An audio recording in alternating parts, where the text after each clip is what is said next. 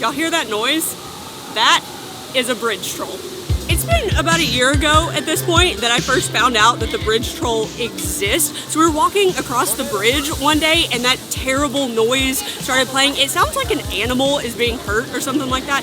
And I grabbed Tyler by the arm because it scared me. And I asked him what it was, and he started laughing because he didn't know that I didn't know about the bridge troll behind Mythos. And we were talking about that story the other day, and it got us thinking about all the other things at the parks that we've learned about in the last few years. So today, we're gonna talk about 5 things that we're pretty sure you guys have never heard of here at Universal.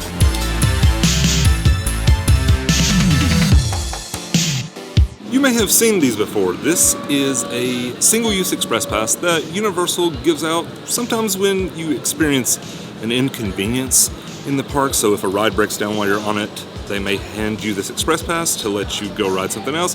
It's just their way of saying, I'm sorry, that's my bad. There's only one downside, I think, with these express passes, and it's that they don't allow you to get on Hagrid's. But there is a pass that does.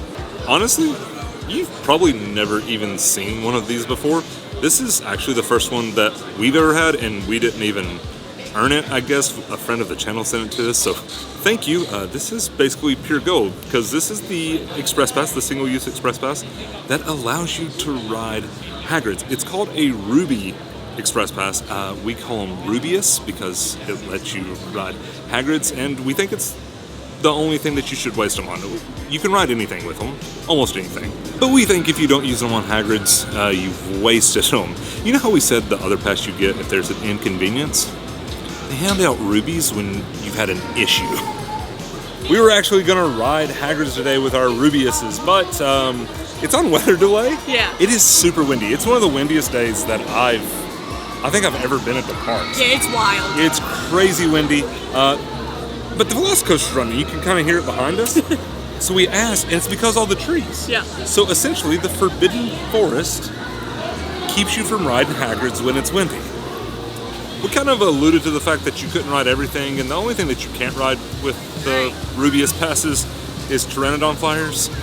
We like to joke that the wait time for that is 6 years and 45 minutes. So you have to have a kid, wait 6 years until they're big enough to ride it, because you have to have that unicorn that we like to talk about. They have to be a certain height. And then you still got to get in line and wait 45 minutes. The next thing on our list, number 2, is back here in Camp Jurassic, so worked out perfect. And of course, everybody knows that this is like a kids area with like slides and things that they can climb on, but there's a little hidden gem over here that is perfect for absolutely anyone and everyone. This is another thing that I had no idea existed until Tyler showed me not long ago. So I'm not sure when you like ran around and learned about all these secrets that I wasn't aware of. But now that I know about the Camp Jurassic Caves, we don't come back here near enough. They're so much fun to explore, like the lighting's cool, they've got waterfalls. But my favorite part is that they're cool temperature-wise because they always shoot mist up into the air. But forewarning, it is a little bit hard once you get in here to find your way out, so just be prepared for that. Tyler was making fun of me because they're exit signs, but right after like we filmed that, they did an all call for a kid to like meet his family at the front because they couldn't find him. So good luck getting out. At the entrance of Pteranodon Flyers under the green umbrella, would you please meet your party at the entrance of Pteranodon Flyers at the green umbrella? Told you. I know one way to get out. This entire place is just like a kid's dream come true. It's actually like anybody's dream come true. They've got everything you could want back here. There's slides, these little like water shooters that people are like having a battle with. They've got the little jump pads that make the dinosaur noises. The whole like play area back here is a hidden gem. But like one of the last things that we found was the caves, and they're so worth exploring. So make sure on your next trip to the parks you come back here and check it out.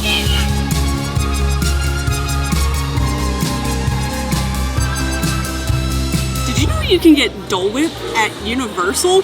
Little forewarning, it melts really fast in the Florida heat. But for the longest time, we just thought that was a Disney thing. Like, I actually thought it was like a Disney created thing. I thought you could only get it at Disney, like all the interesting kinds of Dole Whip. And then we found out that they have it at Universal, and they actually have it at both parks. So over here in Islands of Adventure, you can get it at Wimpy's, and then in Universal Studios, they have it at Schwab's Pharmacy. And there are two different ways you can get it. So you can just get like the straight pineapple Dole Whip, and then you can also get it swirled with vanilla ice cream, and they're both so delicious. I'm gonna tell an embarrassing story on myself. So I thought Disney created Dole Whip. I didn't know that it was like its own thing until we were at Epcot a couple months ago, and I saw like an advertisement, you know, a sign that said that they had Dole Whip at this location, and I saw the logo. It's Dole fruit, like that you can get at the grocery store. They have like regular fruit, they have frozen fruit. So it's the brand Dole that like creates this, and then they just put it in the soft serve machine. So if you didn't know, now you do.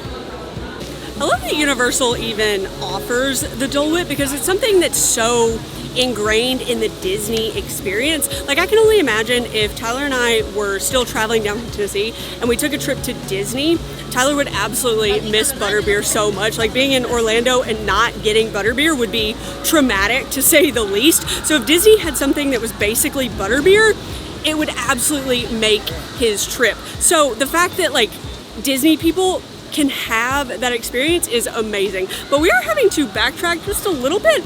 So we're heading to Jurassic Park.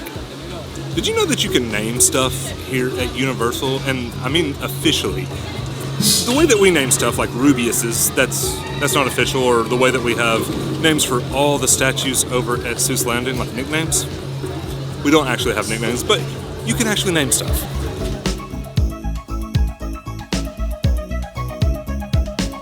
Smallest yet greatest event here in Jurassic Park. Welcome, my lovely friends. My name is Dr. Juan Sinclair, and we are here because we just received an IHE alert. Now, you may a matter of seconds.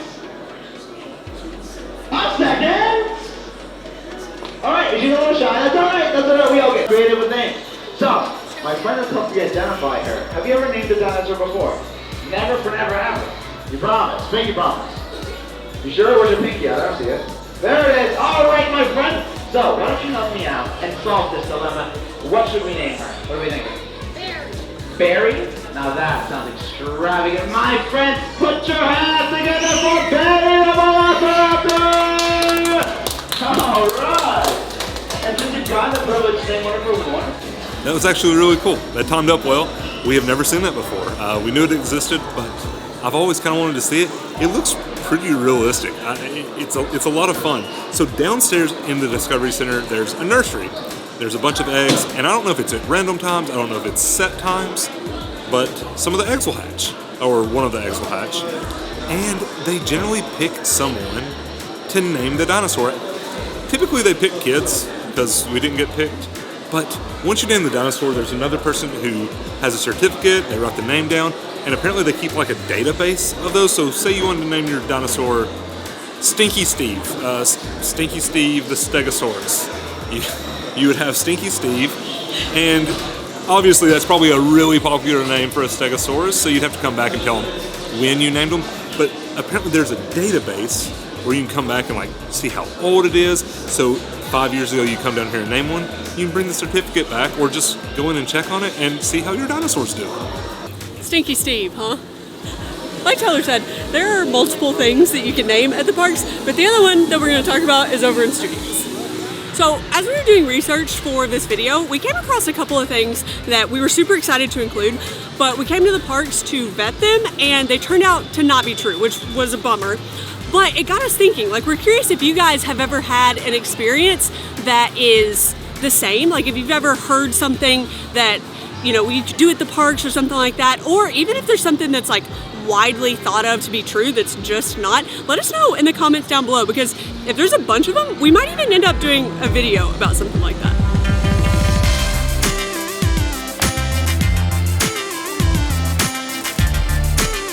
Here in Diagon Alley, specifically in the Weasley's Wizard Wheezes shop, you can get a pygmy puff. And when you adopt a pygmy puff, you also get to name it, and they perform this whole like adoption ceremony in there. This is something else that we've never done before, but we're gonna go show you guys.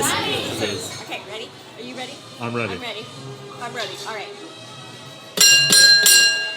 Attention, attention, all witches, wizards, and muggles! We have Anna here with us today. She is thinking of her very first pygmy pup that she would like to name Pet Peeves the Pygmy Pup. Let's give him a huge round of applause!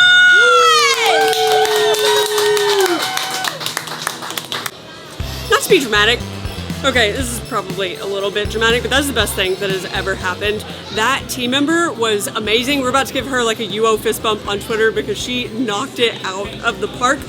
You probably noticed I named my pygmy puff Pet Peeves because, you know, Peeves, the poltergeist. That was so much fun. So the way that it works is that you just like get your pygmy puff, you know, you find it around the store, the one that you want, and then you take it to the counter, and then when you're checking out, they just ask you if you want them to do the adoption ceremony, and then they take down your name and what you want to name it, and then they like ring a bell and just shout it to everybody in the store. So it's slightly embarrassing because everybody turns and is like looking at you and clapping, but it was so much fun. I already got some like pygmy puff hair shedding on me, but that's okay.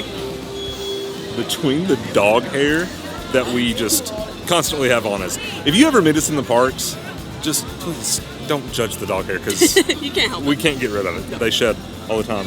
Between you, I mean, it's all over you. I know. You can see his little like white, purple hair. It's just all over. Like my black shirt, I'm not doing well. Yeah, we're gonna have to stop wearing black shirts. Or just bring a lint roller everywhere.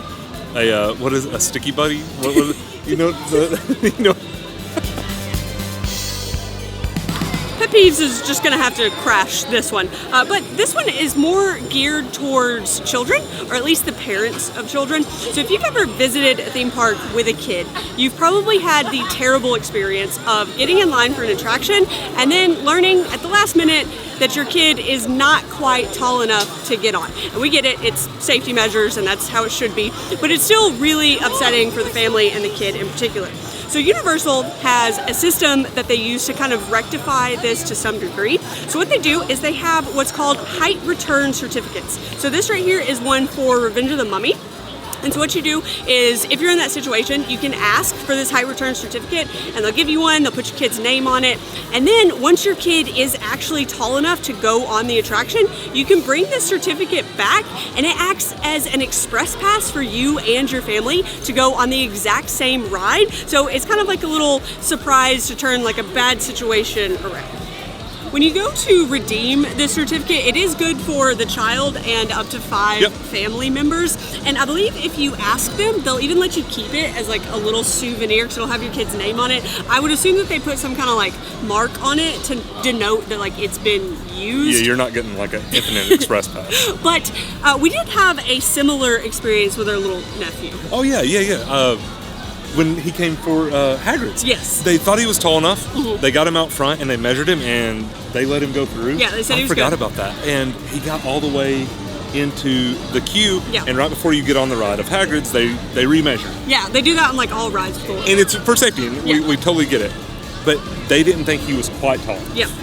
And obviously, like a 5-year-old, they'd waited an hour and a half. He was super excited. He had never ridden it before. He was devastated. He was devastated. So having something like this that can turn that situation into a positive and give them something to look forward to, like the next time that they're coming down, I think it's a great thing that Universal does. Especially with little kids, because like you can't explain that to a 5-year-old that like, hey, it's for your safety. So this you can't explain it to me. So.